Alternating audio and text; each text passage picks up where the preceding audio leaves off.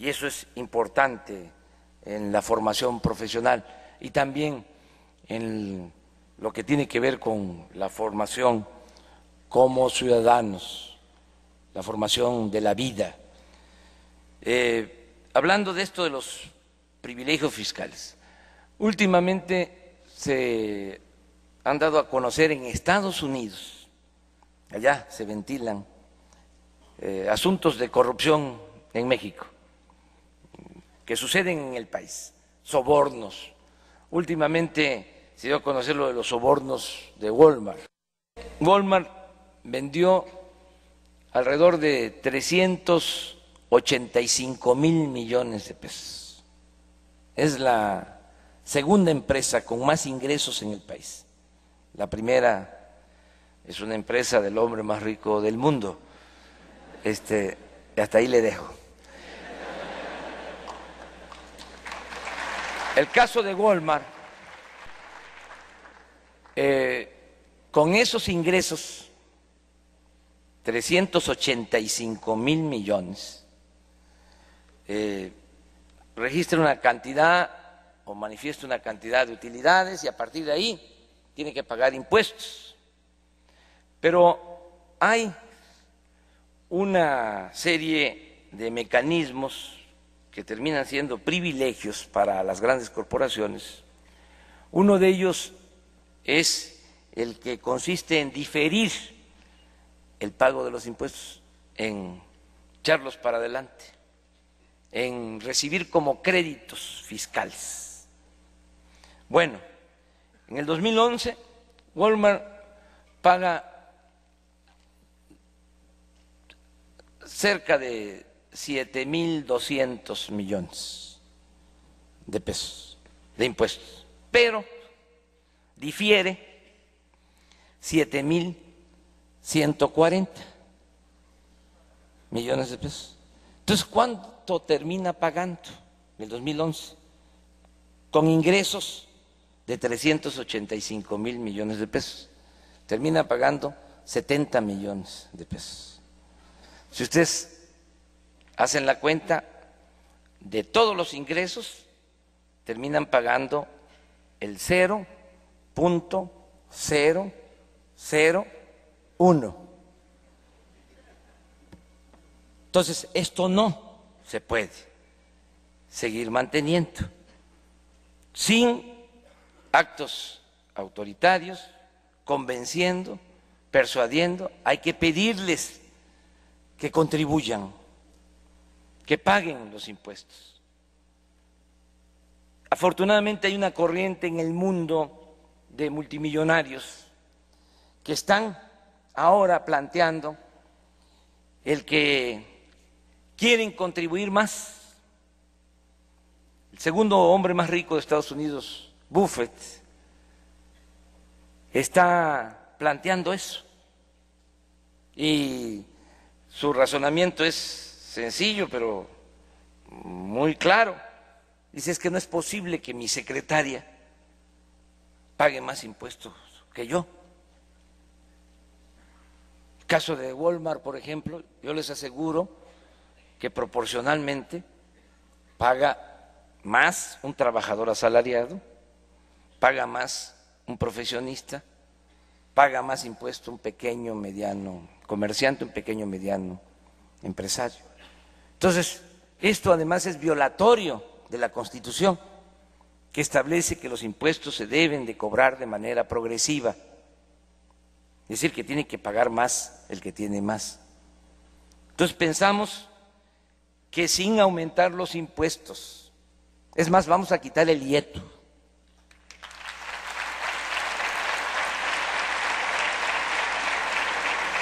Solo terminando con estos privilegios fiscales, vamos a tener una hacienda pública más fortalecida. Calculamos tener 800,000 millones de pesos. Y ese dinero es el que vamos a utilizar para impulsar el crecimiento. Vamos a aumentar la inversión pública, no para que sea la inversión pública la que permita crecer al 6%, no alcanzaría con la inversión pública. Además, se asfixiaría la iniciativa de la sociedad civil. Y nosotros queremos un modelo económico mixto, de asociación entre sector público, sector privado y sector social. ¿Por qué vamos a aumentar la inversión pública? Porque queremos utilizar ese dinero como capital semilla para convocar a la iniciativa privada a invertir en proyectos productivos. Fui jefe de gobierno en la Ciudad de México. Esta fórmula la aplicamos cuando se rehabilitó todo el Paseo de la Reforma, la Alameda, el centro histórico. Por cada peso que aportó el gobierno de la ciudad, la iniciativa privada invirtió 300 pesos. El proyecto lo propusimos nosotros, dimos todas las facilidades para la inversión, quitamos todas las trabas burocráticas y así se pudo rehabilitar Reforma, la Alameda, el centro histórico. Es lo mismo que estamos planteando, aplicar a nivel nacional. Vamos, por ejemplo, a volver a comunicar al país con trenes rápidos, con trenes balas, como en Europa, trenes que tienen un desplazamiento de 300 kilómetros por hora y va a ser así, con participación pública, privada y social. La mayor parte de esos proyectos van a ser impulsados, financiados de esa forma.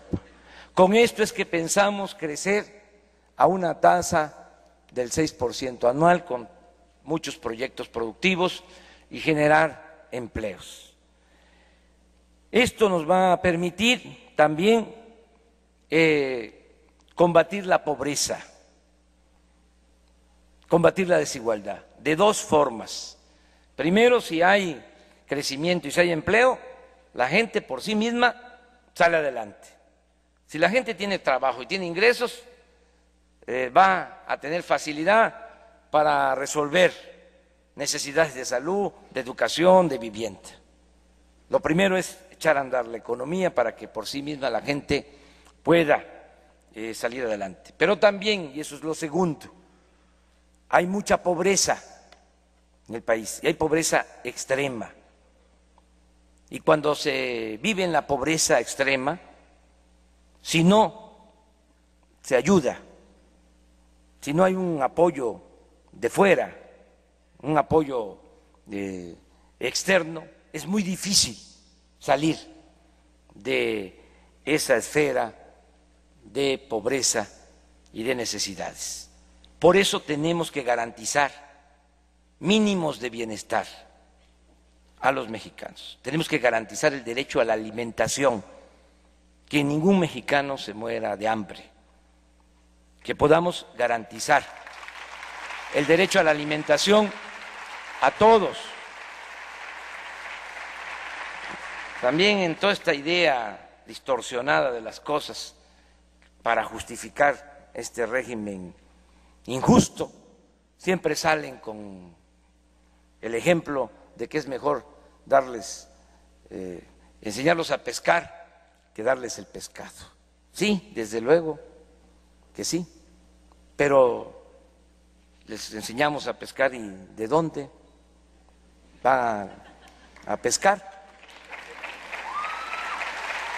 Cuando uno tiene una mascota en la casa, no se le dice, a ver, vete a buscar tu comida,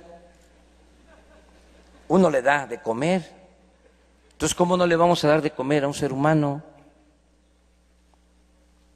Si no lo hacemos, pues es vivir en el pecado social. Entonces, en tanto no haya normalidad económica, no haya empleo y no haya bienestar, tenemos que apoyar a la gente que sufre. Y va a haber una política de desarrollo social, de apoyo a adultos mayores, a personas con discapacidades diferentes, a madres solteras, vamos a impulsar mucho la educación pública, vamos a impulsar mucho todo lo relacionado con el derecho a la salud, atención médica, medicamentos gratuitos para los que no tienen seguridad social. Y tenemos que hacer esto no solo por razones humanitarias, y así quiero terminar, porque ya se me pasó mi tiempo. Tenemos que hacer esto no solo para estar bien con nosotros mismos, para ser cada vez más humanos, sino también porque debemos de tener en cuenta que si no combatimos la pobreza y no combatimos la desigualdad, van a seguir habiendo manifestaciones por la frustración que produce la pobreza, que produce la desigualdad. Va a seguir habiendo frustración y van a seguir habiendo estallidos de odios, de resentimiento, y va a seguir habiendo inseguridad, y va a seguir habiendo violencia. La paz y la tranquilidad son frutos de la justicia. Es absurdo el querer resolver el problema de la violencia con la violencia, enfrentando el mal con el mal. Es como querer apagar el fuego con el fuego. Una sociedad mejor se alcanza cuando hay crecimiento, cuando hay trabajo, cuando hay bienestar, cuando hay educación y de manera especial cuando se atiende a los jóvenes que se les ha dejado en el abandono, se les han cerrado las puertas a los jóvenes que no tienen posibilidad ni de trabajo ni de estudio. Una de las primeras cosas que vamos a hacer va a ser incorporar a los jóvenes al trabajo, al estudio. Ya estamos elaborando un planteamiento. Hubo un presidente en Estados Unidos, para mí, el mejor presidente que ha habido en Estados Unidos, Franklin Delano Roosevelt. Le tocó enfrentar una crisis profunda, la Gran Depresión, y lo primero que hizo para devolverle la confianza al pueblo estadounidense fue poner a trabajar a todo el pueblo, dar facilidades para que la gente tuviese trabajo. Echó a andar un plan que permitió crear 4 millones de empleos en 6 semanas. Y sobre todo le dio trabajo a los jóvenes. ¿En qué? Pues jóvenes sembrando los campos, reforestando, en obras de infraestructura, capacitando, educando. Hay muchas formas de darle ocupación a los jóvenes. Por ejemplo, muchos profesionistas que no tienen trabajo actualmente y podrían ocuparse en capacitar, en formar. Estoy haciendo el compromiso de que ningún joven se va a quedar sin la oportunidad de estudiar. Se rechazan 300,000 jóvenes cada año que no pueden ingresar a las universidades públicas. Vamos a darle oportunidad a esos 300,000 jóvenes, ya no va a haber rechazados. Vamos a necesitar para eso maestros. Hay muchos profesionistas sin empleo. Vamos a crear un ambiente nuevo.